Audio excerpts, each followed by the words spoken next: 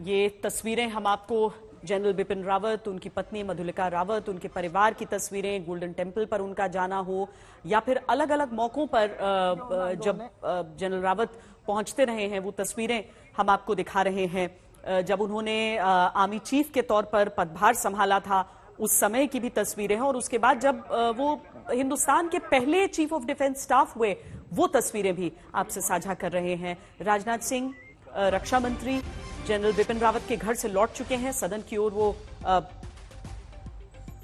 जाना था उन्हें, रक्षा मंत्रालय पहुंचे हैं रक्षा मंत्री राजनाथ सिंह। इस समय दरअसल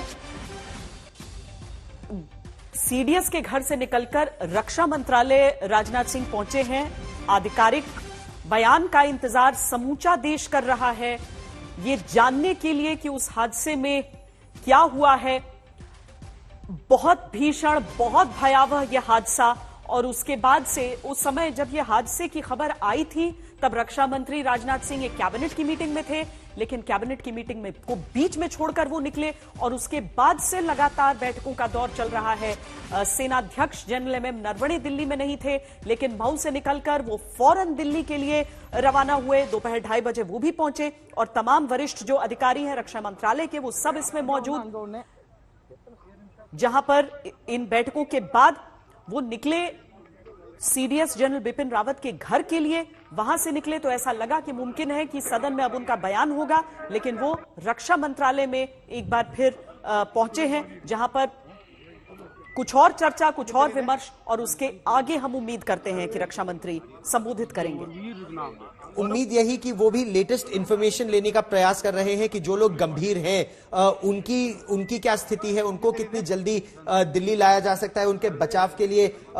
सूत्रों के मुताबिक श्वेता, ये जो मी-17 V5 हेलीकॉप्टर था भारतीय वायुसेना का, जुलू पापा 5164, ये जो विमान था, हेलीकॉप्टर था, ये नया हेलीकॉप्टर था, बहुत पुराना हेलीकॉप्टर नहीं था भारतीय वायुसेना का। अच्छी अवस्था में यह हेलीकॉप्टर था, और ये जानकारी सूत्रों के मुताबिक अभी हमें मिल रही है। जुलू पापा 5164 भारतीय वायुसेना का मी-17 V5 हेलीकॉप्टर, और इस हेलीकॉप्टर को तैयार किया गया था या सर्विस किया गया था वीवीआईपी शॉटी के लिए, तो ये अत्यंत सुरक्षित था वीवीआईपी कार्गो या वीवीआईपी पैसेंजर को ले जाने के लिए। इस संदर्भ में कि general Bipin Rawat chief of defence staff, उनकी पत्नी और उनका स्टाफ इस हेलीकॉप्टर में उनको ट्रैवल करना था। वायुसेना के दो बहुत ही अनुभवी पायलट, ग्रुप कैप्टन चौहान और विंग कमांडर कुलदीप, इस हेलीकॉप्टर को उड़ा रहे थे, ऐसी जानकारी सूत्रों के मुताबिक हमें मिल रही है। इसकी औपचारिक पुष्टि की हम अभी प्रतीक्षा करेंगे, लेकिन भारतीय वायुसेना में सूत्रों का निरंतर यह कहना है कि इस जांच के बाद ही पता चल पाएगा कि आखिर यह हादसा क्यों हुआ। कोर्ट ऑफ इंक्वायरी का आदेश हो चुका है, एक आला अधिकारी इस कोर्ट ऑफ इंक्वायरी को हेड करेंगे। वो जितना भी यहां पर मलबा है जो हमें तस्वीरों में दिख रहा है, इन मलबे को इकट्ठा किया जाएगा। पहले इसको औपचारिक तौर पर प्रोफेशनल तरीके से पहले फोटोग्राफ किया जाएगा, वीडियोग्राफ किया जाएगा।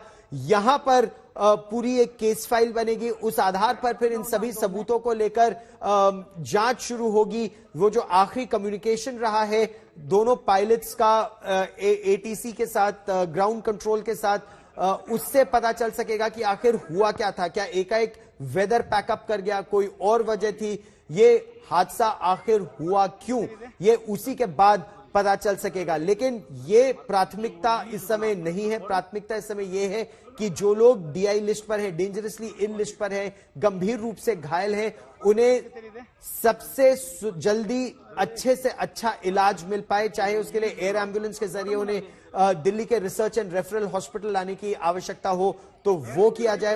यहां पर एक बर्न वार्ड है, या फिर अगर किसी और अस्पताल में ये सहूलियत दक्षिण भारत में ही मौजूद है, उस अस्पताल में उनको जल्द से जल्द ले जाया जाए ताकि उनका स्वास्थ्य लाभ हो सके। लेकिन वो 11 लोग जो इस हादसे में नहीं बच पाए, इसके बारे में पुष्टि रक्षा मंत्री राजनाथ सिंह के बयान के बाद ही संसद में हो पाएगी।